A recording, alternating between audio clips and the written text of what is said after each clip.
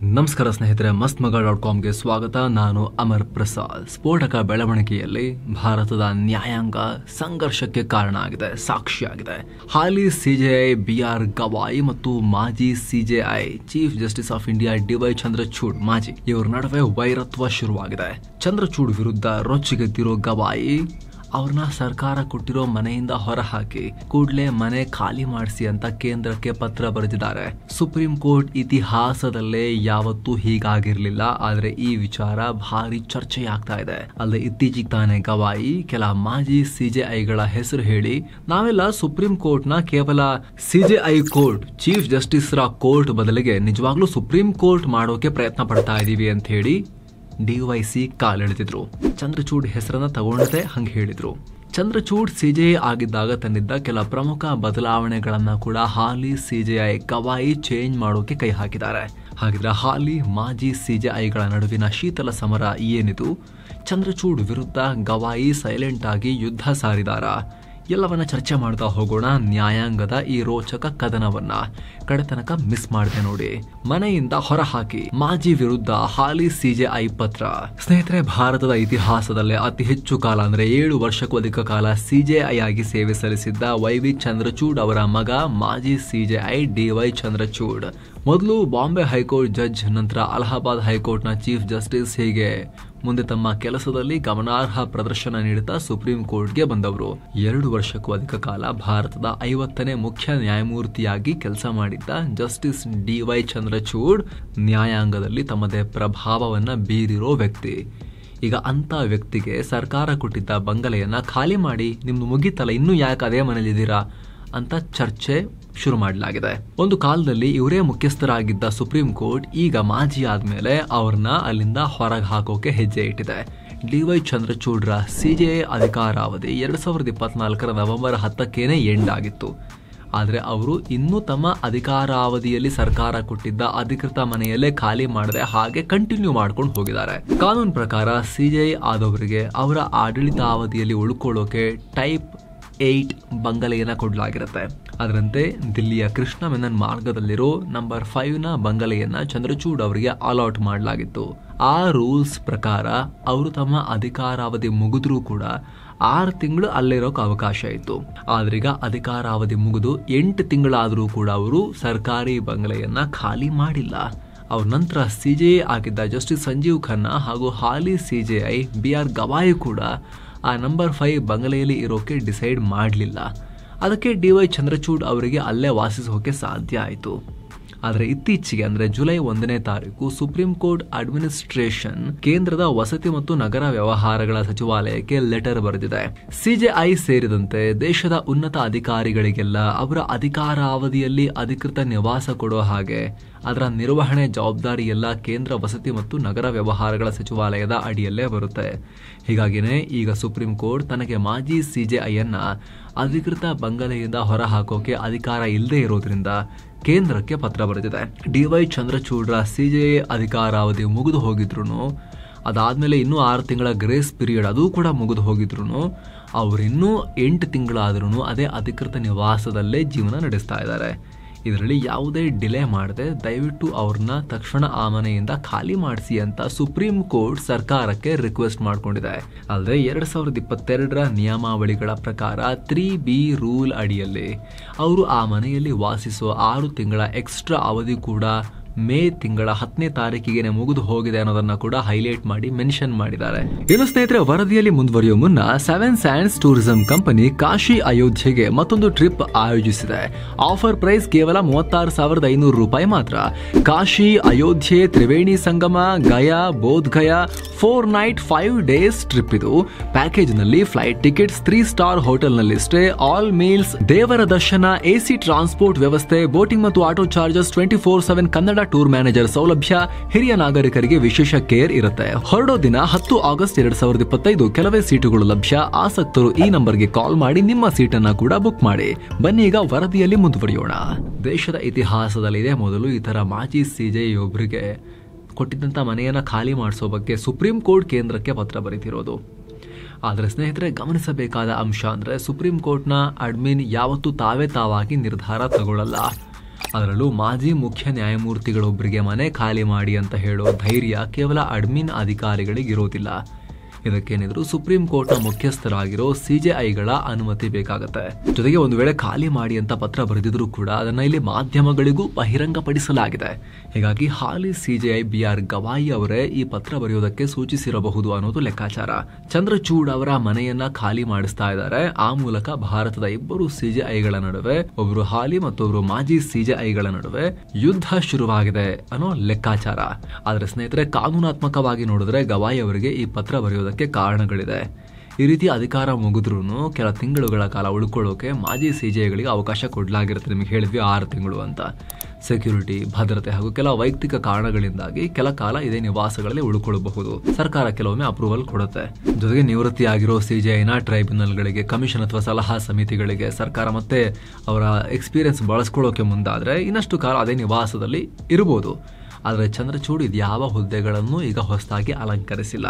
ಹೇಗಿದ್ರೂ ಕೂಡ 6 ತಿಂಗಳ grace period ಮುಗಿದ ಮೇಲೂ ಕೂಡ ಅವರು ಅಧಿಕೃತ ನಿವಾಸದಲ್ಲೇ 8 ತಿಂಗಳು ಕಳೆದ ಮೇಲೂ ಕೂಡ ಹುದ್ದೆ ಮುಗಿದು ಅಲ್ಲೇ ಮುಂದುವರೆದಿದ್ದಾರೆ. ಹೀಗಾಗಿ ಜಾಗ ಖಾಲಿ ಮಾಡಿಸಿ ಅಂತ ಗವಾಯಿ ಅವರಿಗೆ ಹೇಳೋಕೆ ಕಾನೂನಾತ್ಮಕವಾಗಿ ಅವಕಾಶ ಇದೆ. ಸುಪ್ರೀಂ ಕೋರ್ಟ್ಗೆ ಆ ರೀತಿ ಅವಕಾಶ ಇದೆ. ಆದರೆ ಚಂದ್ರಚೂಡ್ ಸುಪ್ರೀಂ ಕೋರ್ಟ್ನ ಮುಖ್ಯ ನ್ಯಾಯಾಧೀಶರಾಗಿ ಮೊನ್ನೆ ತನಕ ಇದ್ದು ರಿಟೈರ್ ಆಗಿರೋ ವ್ಯಕ್ತಿ ಆಗಿರೋದ್ರಿಂದ ಅವ್ರ ಬಗ್ಗೆ ಅವ್ರು ಕೆಲಸ ಮಾಡಿದ್ದ ಕೋರ್ಟೇ ಇದೇ ರೀತಿ ಲೆಟರ್ ಬರೋದು ಖಾಲಿ ಮಾಡಿಸಿ ಆಚೆ ಹಾಕಿ ಅವ್ರನ್ನ ಅಂತ ಹೇಳ್ತಿರೋದ್ರಿಂದ ಚರ್ಚೆಗೆ ಕಾರಣ ಆಗ್ತಾ ಇದೆ. ಇದು ಮನೆ ಖಾಲಿ ಮಾಡೋ ಬಗ್ಗೆ ಕೇಂದ್ರಕ್ಕೆ ಸುಪ್ರೀಂ ಕೋರ್ಟ್ ಪತ್ರ ಬರಿತಾ ಇದ್ದ ಹಾಗೆ ಖುದ್ದು DY ಚಂದ್ರಚೂಡ್ ಪ್ರತಿಕ್ರಿಯೆ ಕೊಟ್ಟಿದ್ದಾರೆ. ಅವರ ಕಾರಣ ಒಂದಷ್ಟು ಮಾನವೀಯ ಅಂಶಗಳು ಕೂಡ ಅದರಲ್ಲಿದ್ದಾವೆ. ನಾವೀಗ ಆಲ್ರೆಡಿ ನಮ್ಮ ಸಾಮಾನುಗಳನ್ನ ಪ್ಯಾಕ್ ಮಾಡಿ ಇಟ್ಟಿದ್ದೀವಿ. ಕೆಲ ವಸ್ತುಗಳನ್ನ ಹೊಸ ಮನೆಗೂ ಶಿಫ್ಟು ಮಾಡಿ ಆಗಿದೆ. ಇನ್ನು ಹೆಚ್ಚಂದ್ರೆ 10 ದಿನದಲ್ಲಿ ಎಲ್ಲ ಖಾಲಿ ಮಾಡ್ತೀವಿ ಅಂತ ಹೇಳಿದ್ದಾರೆ. ಜೊತೆಗೆ ನನ್ನ ಇಬ್ಬರು ಹೆಣ್ಣು ಮಕ್ಕಳು ಪ್ರಿಯಾಂಕಾ ಮತ್ತು ಮಾಹಿ, ಇವರಿಬ್ರು ನೆಮಲಿನ್ ಮಯೋಪತಿ ಅನ್ನೋ ಆನುವಂಶಿಕ ಕಾಯಿಲೆಯಿಂದ ಬಳಲ್ತಾ ಇದ್ದಾರೆ. ಅಂದ್ರೆ ಮುಖ, ಕುತ್ತಿಗೆ ಹಾಗೆ ಕಾಲುಗಳ ಸ್ನಾಯುಗಳೆಲ್ಲ ತುಂಬಾ ವೀಕ್ ಆಗೋದು, ಸರಿಯಾಗಿ ನಡೆದಾಡೋಕ್ಕೂ ಕೂಡ ಆಗದೆ ಹೆಚ್ಚು ಕಾಲ ವೀಲ್ ಚೇರ್ ನಲ್ಲೇ ಇದ್ದಾರೆ ಅವರು. ಸೊ ಅವ್ರನ್ನ ವೀಲ್ ಚೇರ್ ನಲ್ಲಿ ಬಾತ್ರೂಮ್ಗೆಲ್ಲ ಸಾಗಿಸೋಕೆ ಅಗಲವಾದ ಬಾಗಿಲಿರೋ ಮನೆಗಳನ್ನ ಹುಡುಕ್ತಾ ಇದ್ವಿ. ಅದಕ್ಕೆ ಡಿಲೇ ಆಗಿದೆ ಅಷ್ಟೇ ಅಂತ ಹೇಳಿದ್ದಾರೆ. ಏಮ್ಸ್ ನಲ್ಲಿ ಟ್ರೀಟ್ಮೆಂಟ್ ಪಡಿತಿದ್ದಾರೆ ಅವರು, ಹಾಗಾಗಿ ಡಿಲೇ ಆಗಿದೆ ಅಂತ ಹೇಳಿದ್ದಾರೆ. ಅಲ್ಲದೆ ಈ ಬಗ್ಗೆ ಜೂನ್ 30ರವರೆಗೆ ಮನೆ ಶಿಫ್ಟ್ ಮಾಡೋಕೆ ಹೆಚ್ಚಿನ ಟೈಮ್ ಕೊಡುವಂತೆ ಕಳೆದ ಏಪ್ರಿಲ್ನಲ್ಲಿ ಅಂದಿನ CJI ಆಗಿದ್ದ ಸಂಜೀವ್ ಖನ್ನಾಗೂ ಪತ್ರ ಬರೆದಿದ್ದೆ ಅನ್ನೋದನ್ನು ಕೂಡ ಚಂದ್ರಚೂಡ್ ಹೇಳ್ಕೊಂಡಿದ್ದಾರೆ. ಸೊ ಈ ರೀತಿ ಮಾನವೀಯ ವಿಚಾರಗಳಿದಾವೆ ಇದರಲ್ಲಿ ಸ್ವಲ್ಪ. ಹೀಗಿದ್ರೂ ಕೂಡ ಸುಪ್ರೀಂ ಕೋರ್ಟ್ ಚಂದ್ರಚೂಡ್ರ ಮನೆ ಖಾಲಿ ಮಾಡಿಸೋಕೆ ಲೆಟರ್ ಬರೆದಿರೋದು ಇಬ್ಬರ ನಡುವೆ ಆಗ ಬರಲ್ಲ ಅನ್ನೋದಕ್ಕೆ ಪುಷ್ಟಿ ಕೊಡ್ತಾ ಇದೆ. ಕೇವಲ ಮನೆ ಖಾಲಿ ಮಾಡಿಸೋ ವಿಚಾರ ಮಾತ್ರ ಅಲ್ಲ, ಈ ರೀತಿ ಇವರಿಬ್ಬರಿಗೆ ಆಗ ಬರಲ್ಲ ಅನ್ನೋ ಒಪಿನಿಯನ್ ಬರೋಕೆ ಇನ್ನೂ ಸಾಕಷ್ಟು ಕಾರಣಗಳಿದಾವೆ. ಸುಪ್ರೀಂ ಕೋರ್ಟ್ ಅಂದ್ರೆ CJI ಮಾತ್ರ ಅಲ್ಲ. ಇತ್ತೀಚೆಗೆ ತಾನೇ ಬಾಂಬೆ ಬಾರ್ ಅಸೋಸಿಯೇಷನ್ನ ಅಭಿನಂದನಾ ಸಮಾರಂಭದಲ್ಲಿ CJI BR Gavai supreme court ಕುರಿತು ದೊಡ್ಡ ಸ್ಟೇಟ್ಮೆಂಟ್ ಕೊಟ್ಟರು. ಆ ಹೇಳಿಕೆ ಕೂಡ ಚಂದ್ರಚೂಡ್ರ ಕಡೆಗೆ ಬೊಟ್ಟು ಮಾಡ್ತಾ ಇತ್ತು ಅನ್ನೋದು ಇಲ್ಲಿ ಗಮನಾರ್ಹ. ಗವಾಯಿ ಏನ್ ಹೇಳಿದ್ರು ಅಂದ್ರೆ, ಇತ್ತೀಚೆಗೆ ಸುಪ್ರೀಂ ಕೋರ್ಟ್ ಅಂದ್ರೆ ಬರೀ CJI ಚೀಫ್ ಜಸ್ಟಿಸ್ರ ಕೋರ್ಟ್ ಅನ್ನೋ ರೀತಿ ಆಗ ಹೋಗಿದೆ. ಸುಪ್ರೀಂ ಕೋರ್ಟ್ ಅಂತ ಅನಿಸ್ತಾ ಇಲ್ಲ ದೇಶದ್ದು. ಆದ್ರೆ ಜಸ್ಟಿಸ್ UU ಲಲಿತ್ ಮತ್ತು ಸಂಜೀವ್ ಖನ್ನಾ ಮತ್ತು ನಾನು ಈ ಕಲ್ಪನೆಯನ್ನ ಕಿತ್ತು ಹಾಕೋಕೆ ಟ್ರೈ ಮಾಡ್ತಾ ಇದೀವಿ ಅನ್ನೋ ಹೇಳಿಕೆಯನ್ನ ಕೊಟ್ಟಿದ್ದಾರೆ. ಜಸ್ಟಿಸ್ UU ಲಲಿತ್ ಮತ್ತು ಸಂಜೀವ್ ಖನ್ನಾ ಮಾಜಿ CJIಗಳು. ಸೊ ಇತ್ತೀಚೆಗೆ ಬಂದ CJIಗಳೆಲ್ಲ ಈ ಭಾವನೆಯನ್ನ ದೂರ ಮಾಡೋಕೆ ಟ್ರೈ ಮಾಡ್ತಾ ಇದ್ದೀವಿ ಅಂತ ಹೇಳಿದ್ದಾರೆ. ಆದ್ರೆ ಉದ್ದೇಶಪೂರ್ವಕವಾಗಿ CJI ಆಗಿದ್ದ ಚಂದ್ರಚೂಡ್ ಹೆಸರನ್ನ ಉಲ್ಲೇಖ ಮಾಡಿಲ್ಲ. ಆ ಮೂಲಕ ಇಂಡೈರೆಕ್ಟ್ ಆಗಿ DYC ಕಡೆಗೆ ಬೊಟ್ಟು ಮಾಡಿರೋ ತರ ಶಾರ್ಪ್ ಹೇಳಿಕೆಗಳನ್ನ ಕೊಟ್ಟಿದ್ದಾರೆ. CJI ಕೋರ್ಟ್ ನಲ್ಲಿ ಫಸ್ಟ್ ಜಡ್ಜ್ ಅಷ್ಟೇ ಹೊರತು ಸಂಪೂರ್ಣ ಅಧಿಕಾರ ಅವರದ್ದಲ್ಲ, ಅವರ ಕೇಂದ್ರೀಕೃತ ಆಗೋ ರೀತಿ ನೋಡ್ಕೊಳ್ಬಾರದು ಅಂತೆಲ್ಲ ಹೇಳಿದ್ದಾರೆ. ಜೊತೆಗೆ ಜಡ್ಜ್ಗಳ ನೇಮಕಾತಿ ವಿಚಾರದಲ್ಲೂ ಹೆಚ್ಚಿನ ಟ್ರಾನ್ಸ್ಪರೆನ್ಸಿ ತರೋ ನಿಟ್ಟಿನಲ್ಲಿ ಕೆಲಸ ಮಾಡ್ತಾ ಇದ್ದೀವಿ ಅಂತ ಹೇಳಿದ್ದಾರೆ. In fact justice Sanjeev Khanna CJI ಆಗಿದ್ದಾಗಿನಿಂದಲೇ ಈ ಬಗ್ಗೆ ಕೆಲಸ ಶುರು ಮಾಡಿರೋದಾಗಿ ಇವರು ಹೇಳಿದ್ದಾರೆ. ಅಂದ್ರೆ ಖನ್ನಾ CJI ಆಗೋಕ್ಕೂ ಮುಂಚೆ ಜಸ್ಟಿಸ್ DY ಚಂದ್ರಚೂಡ್ ಆಗಿದ್ರಲ್ಲ, ಆ ಟೈಮ್ನಲ್ಲಿ DYC ಆಡಳಿತದ ಅವಧಿಯ ನೇಮಕಾತಿಗಳಲ್ಲಿ ಪಾರದರ್ಶಕತೆ ಇರಲಿಲ್ವಾ ಹಾಗಾದ್ರೆ ಅನ್ನೋ ಚರ್ಚೆ ಹುಟ್ಟಾಗಿದೆ. ಅದೇ ರೀತಿ ಅರ್ಥ ಬರೋ ಥರ ಹೇಳಿಕೆ ಕೊಟ್ಟಿರೋದು. ಏನೋ ಈಗ ಆಲ್ರೆಡಿ 54 ಅಭ್ಯರ್ಥಿಗಳ ಇಂಟರ್ವ್ಯೂ ನಡೆಸಿ ಇದರಲ್ಲಿ 36 ಜನರನ್ನ ಅಪಾಯಿಂಟ್ ಕೂಡ ಮಾಡಿದ್ದೀವಿ.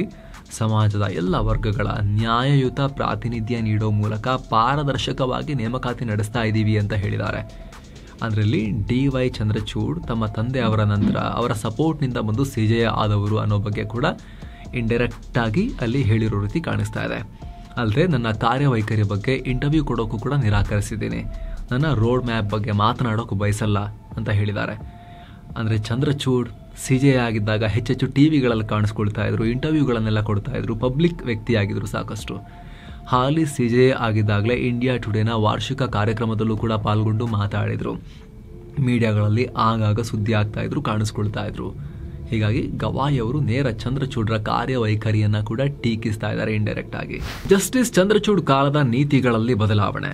ಸ್ನೇಹಿತರೆ, 2 ವರ್ಷಕ್ಕೂ ಅಧಿಕ ಕಾಲ ಸಿಜೆ ಆಗಿ ಸುದೀರ್ಘ ಅವಧಿ ಸಲ್ಲಿಸಿದ್ದ.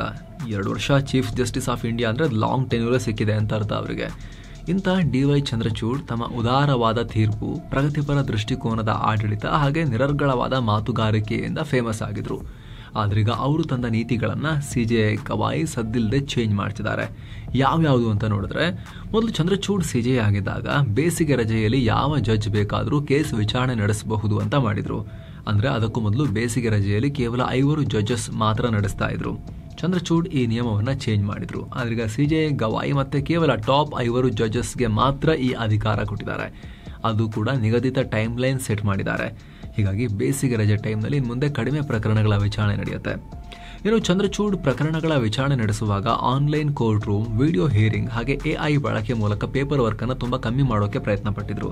ಬಟ್ ಗವಾಯಿ ಅಂತದನ್ನೆಲ್ಲ ಈಗ ಕಮ್ಮಿ ಮಾಡ್ತಿದ್ದಾರೆ. ಯಾವ್ದಾದ್ರೂ ಹೊಸ ವಿಧಾನ ಬಳಸಬೇಕು ಅಂದ್ರೆ ಅದನ್ನ ಕೇರ್ಫುಲ್ ಆಗಿ ಟೆಸ್ಟ್ ಮಾಡಿ ಆಮೇಲೆ ಬಳಸಬೇಕು ಸುಪ್ರೀಂ ಕೋರ್ಟ್ ಅಂತ ಜಾಗಗಳಲ್ಲಿ. ಅದರಿಂದ ಜನರಿಗೂ ನಂಬಿಕೆ ಬರಬೇಕು ಅಂತ ಹೇಳ್ತಾ ಇದ್ದಾರೆ. ಮನಸ್ಸಿಗೆ ತೋಚಿದ್ದೆಲ್ಲ ಸಡನ್ ಆಗಿ ಇಂಪ್ಲಿಮೆಂಟ್ ಮಾಡಕ್ ಬರೋದಿಲ್ಲ, ಇದು ಸೂಕ್ಷ್ಮ ವಿಚಾರಗಳು ಅಂತಿದ್ದಾರೆ. ಮುಂಚೆ ಕೋರ್ಟ್ಗೆ ಸಂಬಂಧಪಟ್ಟ ಇನ್ವಿಟೇಷನ್ ಲೆಟರ್ ಹೆಡ್ಗಳ ಮೇಲೆ ಹಳೆ ಚಿಹ್ನೆ ಬಳಸಲಾಗ್ತಾ ಇತ್ತು. ಆದರೆ ಚಂದ್ರಚೂಡ್ ಸಿಜೆ ಆದಾಗ ಆಧುನಿಕತೆಗೆ ತಕ್ಕಂತೆ ಹೊಸ ಚಿಹ್ನೆಯನ್ನ ಕೊಟ್ಟಿದ್ರು. ಆದ್ರೆ ಈಗ ಗವಾಯಿ ಅವರು ಜನರಿಗೆ ಇದೆಲ್ಲ ಗೊತ್ತಾಗಲ್ಲಪ್ಪ, ಮೊದಲಿದ್ದ ಚಿಹ್ನೆನೇ ಬಳಸಬೇಕು ಅಂತ ಹೇಳಿ ಹಳೆ ಪದ್ಧತಿಯನ್ನ ವಾಪಸ್ ತರ್ತಾ ಇದ್ದಾರೆ. ಅಲ್ಲದೆ ಚಂದ್ರಚೂಡ್ ಅವರು ತಮ್ಮ ಅಧಿಕಾರಾವಧಿಯಲ್ಲಿ ಕೇವಲ ಟ್ರೆಡಿಷನಲ್ ತೀರ್ಪುಗಳನ್ನ ಮಾತ್ರ ಕೊಡ್ತಾ ಇರಲಿಲ್ಲ. ಸಮಾಜಕ್ಕೆ ಸವಾಲಾಗಿ ಪರಿಣಮಿಸಿದ್ದ ಕೆಲ ಕೇಸ್ಗಳನ್ನ ತಾವಾಗೆ ಸೋಮೋಟೋ ತಗೊಂಡು ಆ ಕೇಸ್ಗಳನ್ನ ವಿಚಾರಣೆ ಮಾಡ್ತಾ ಇದ್ರು. ಅಂದ್ರೆ right to privacy as a fundamental right, ಅಂದ್ರೆ ಈ ಖಾಸಗಿತನದ ಹಕ್ಕು, ಮೂಲಭೂತ ಹಕ್ಕು, ಇಂತಹ ವಿಚಾರಗಳ ಬಗ್ಗೆ, ವೈಯಕ್ತಿಕ ಸ್ವಾತಂತ್ರ್ಯ ರಕ್ಷಣೆ ಬಗ್ಗೆ ಎಲ್ಲ ತೀರ್ಪನ್ನ ಕೊಟ್ಟಿದ್ರು. ಆದರೆ ಈಗಿನ ಸಿಜೆ ಹಾಗಲ್ಲ. ಸಂವಿಧಾನದ ಸ್ಪಷ್ಟ ಉಲ್ಲಂಘನೆ ಆಗದೆ ಹೋದ್ರೆ ಅಂತ ನಿರ್ಧಾರಗಳನ್ನ ಸರ್ಕಾರಕ್ಕೆ ಬಿಡ್ತಾ ಇದ್ದಾರೆ. ಸಂವಿಧಾನಕ್ಕೆ ಅಡಚಣೆಯಾಗುವಂಥ ವಿಚಾರಗಳನ್ನ ಮಾತ್ರ ನಾವು ಅದನ್ನ ಮಧ್ಯಪ್ರವೇಶ ಮಾಡ್ತೀವಿ ಅಂತ ತುಂಬಾ ಕೇರ್ಫುಲ್ ಆಗಿ ಟ್ರೆಡಿಷನಲ್ ಜಡ್ಜ್ ತರ ಡಿಸಿಷನ್ ಕೊಡ್ತಾ ಇದ್ದಾರೆ. ಈ ಮೂಲಕ ಕೇವಲ ಆ ಬಂಗಲೆ ಖಾಲಿ ಮಾಡಿಸೋ ವಿಚಾರ ಚಿಕ್ಕದಾಗಿರ್ಬೋದು, ಆದರೆ ಚಂದ್ರಚೂಡ್ರ ಕಾಲದ ನೀತಿಗಳನ್ನ ಕೂಡ ಚೇಂಜ್ ಮಾಡ್ತಿರೋದು, ಹಾಗೆ ಚಂದ್ರಚೂಡ್ ಕಾಲದ ನೀತಿಗಳ ವಿರುದ್ಧ ಪರೋಕ್ಷ ವಾಗ್ದಾಳಿ ಮಾಡ್ತಿರೋದು ಇಬ್ಬರ ನಡುವೆ ವೈಯಕ್ತಿಕ ಸಂಘರ್ಷ ಇದೆಯಾ ಅನ್ನೋ ಪ್ರಶ್ನೆಗಳನ್ನ ಹುಟ್ಟುಹಾಕಿದೆ. ಇದಕ್ಕೆ ಸಂಬಂಧಪಟ್ಟಂತೆ ನಿಮಗೇನು ಅನ್ಸುತ್ತೆ ಸ್ನೇಹಿತರೆ, ಕಾಮೆಂಟ್ ಮಾಡಿ ತಿಳಿಸಿ. ಮತ್ತೆ ಭೇಟಿ ಆಗ್ತಿರೋಣ. ನಮಸ್ತೆ.